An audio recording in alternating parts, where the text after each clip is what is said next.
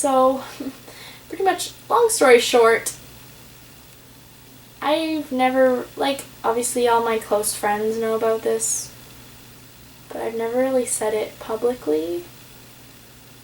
And I think it was time that everybody knew that I didn't, necessarily choose to leave ballet. Leaving was a hard experience for me, and I think making this video might help that.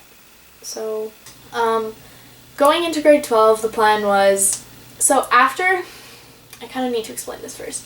So, the school has professional division ballet from grade 7 to 12, where you do your academics and your ballet, and it's all combined, and it's fun and great, and you become good at ballet. And so, that's like what you do until you graduate, and then after you graduate, if you want to continue dancing, if you want to pursue dance, you continue with the postgraduate program, professional graduate program. So that's like you're only dancing all day.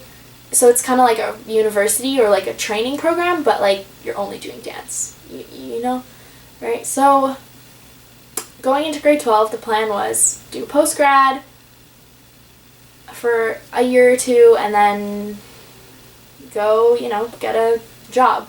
And, like, into the future, I'd go to university eventually, because you can't dance forever. That's just how it is, But I wasn't really thinking about that all that much at that point. So after that, so grade 12 started, and it was good, and I made new friends, and I became closer with old friends, and it was really, really amazing. And I was excited for what was coming, and it was challenging and stressful, but in like this amazing way where it just made me want to do it so much more, because I loved the payoff you got, like if you worked hard, you saw results, and then you got to the stage, and it was incredible, and you're performing, and there's nothing like that out there at all, So, yeah, the first 2 months were incredible. I was, having the time of my life, and it was hard, and it was very stressful, and, like, you cry a lot. That's just kind of like a fact of life. You get upset. It's hard. It's hard work. But it's worth it, It's what you want to be doing. And so you do it. You don't go to a school like that if you're not all in,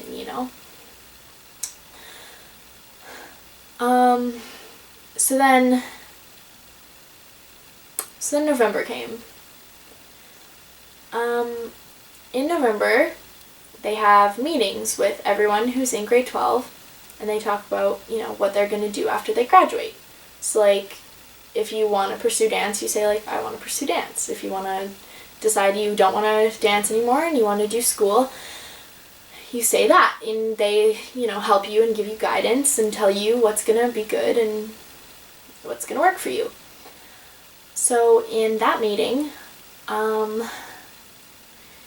I went in, expecting them to be like, oh, like, no issues, come back next year for postgrad, and you'll do your training, and it'll all be good.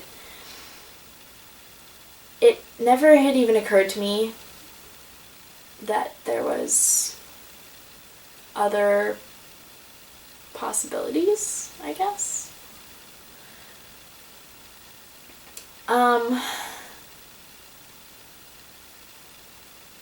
I went into that meeting and was told that I could not continue at the school after that year.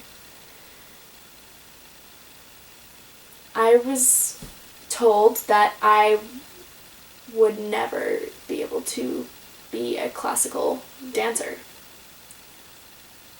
And I didn't want to dance in any other art forms. I love contemporary dance, I think it's amazing, but it wasn't what I was passionate about, So obviously that was a very hard meeting for me. I wasn't expecting that news at all, and it was hard to hear because it was everything I had worked for, I wasn't bad. That's weird to say. Like, that's me being like, oh, I wasn't bad, but like, I wasn't bad, I just wasn't, there was certain things about my dancing that were kind of beyond my control. It's just the way my body is, and it's not, able to be fixed. And they, told me that would prevent me from having a career. So that sucked. It's weird looking back. I have my old, journal from that time, because I always journaled when I was away, so I can, remember that time well. It's weird looking back because, I have an entry from that day, and, I didn't even seem that upset. I just kind of seemed, angry. I was I'm so mad because, I remember, writing, I'm so mad because now I don't get to choose. I just have to go to university. But, I was really upset, and I think I didn't let myself feel that for a long time. So that was November, and it was hard to motivate myself and continue after that.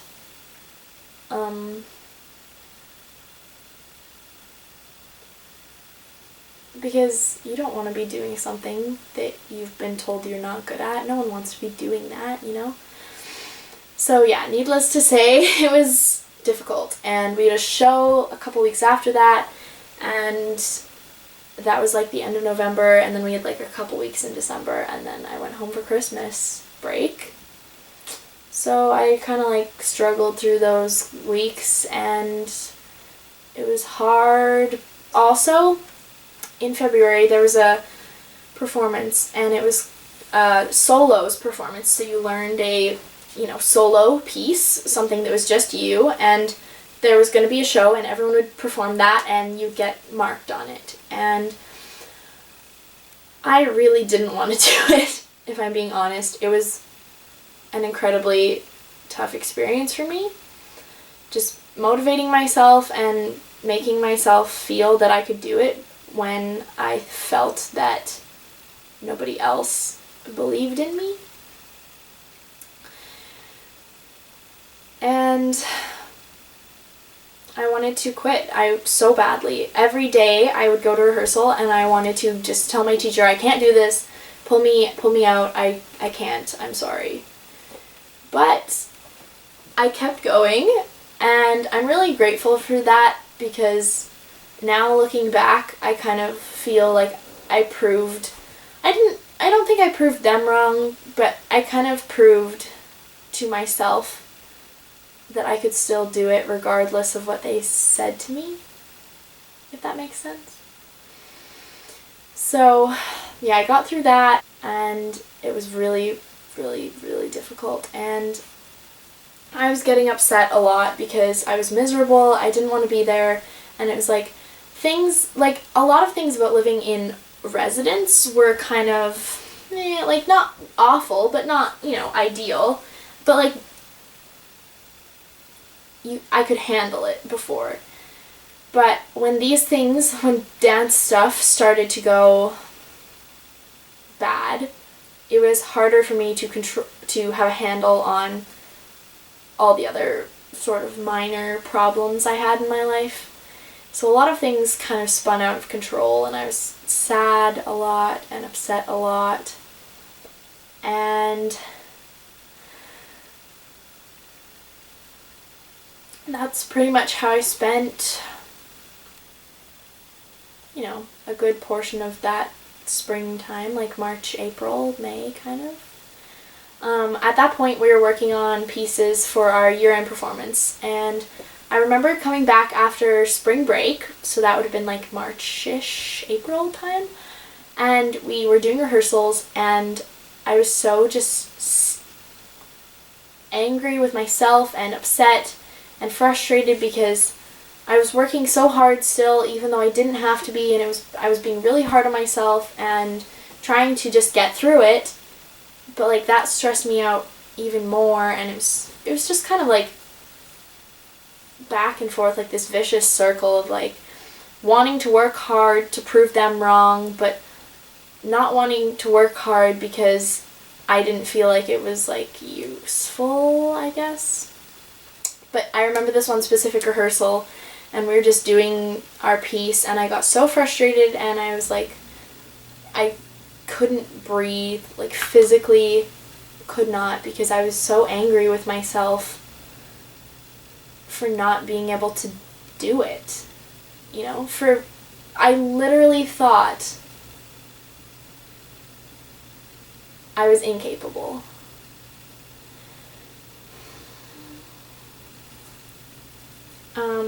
So that was really hard, and so those kind of frustrations and being upset continued from after spring break till, you know, that last performance, which was like in early June. And we had two days of shows, and I was dreading it. I just wanted it to be over. I was so bitter and just done with, you know, ballet and dance, and I just wanted to come home and move on with my life. And, you know, blah, blah, blah. And so I did the first show, and it was kind of like sad because I was like, this is it, you know. But I ended up talking to a friend the night of the first show, so like after the first show. And it was really a wake-up call, because she's like, this is the last chance you get. Like, you can't go up on a big stage and perform a ballet any day, any old day, you know. This is it. And you need to enjoy it, and you need to just live. And it doesn't matter if you're good or if you're bad, or if it goes well, or if you fall on your butt on stage. You just need to go up there and be happy that you're getting this chance, because you won't get it again. And that honestly changed everything for me, and I so wish someone had told me that sooner. Because after that, it wasn't about not being good enough anymore. It was about doing it for myself, which is why anybody does anything. Sorry, there's a noise outside. But like, why does anybody dance in the first place? Because they like it. Why does anybody do sports? Probably because they like it, you know? And I had gotten so far away from my love for dance because I thought that I was like not good, that I had stopped enjoying it completely, something I used to love and gave me so much joy. So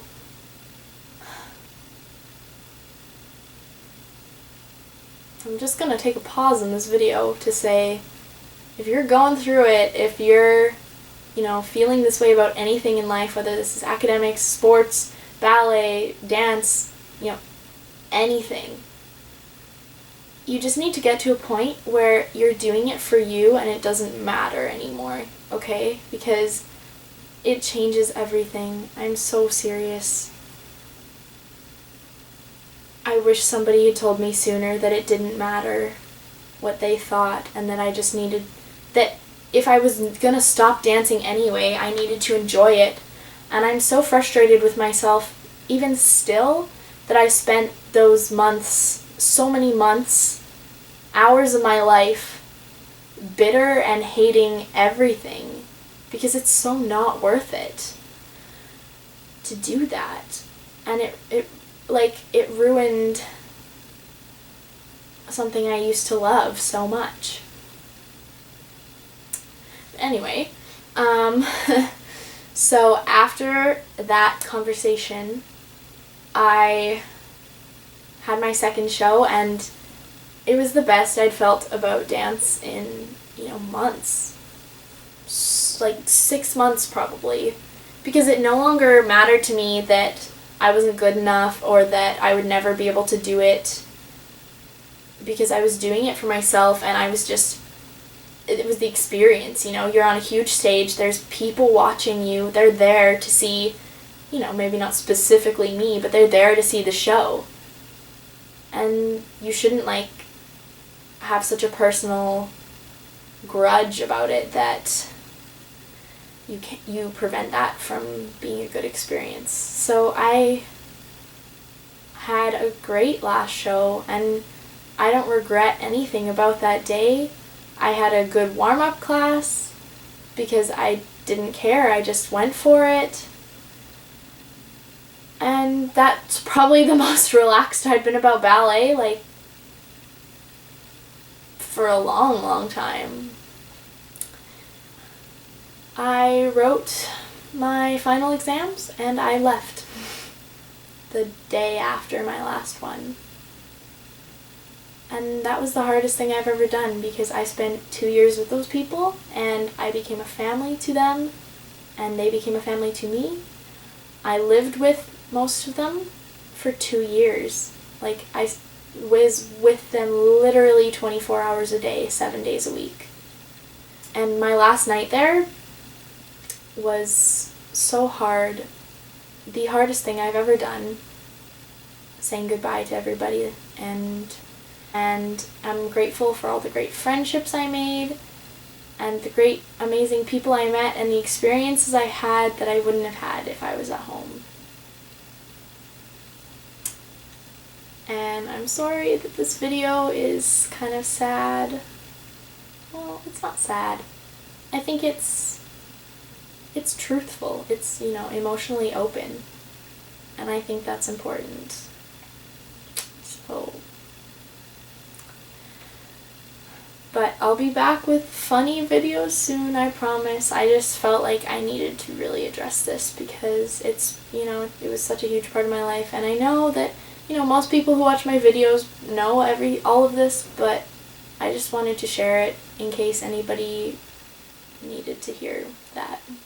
So, it gets better.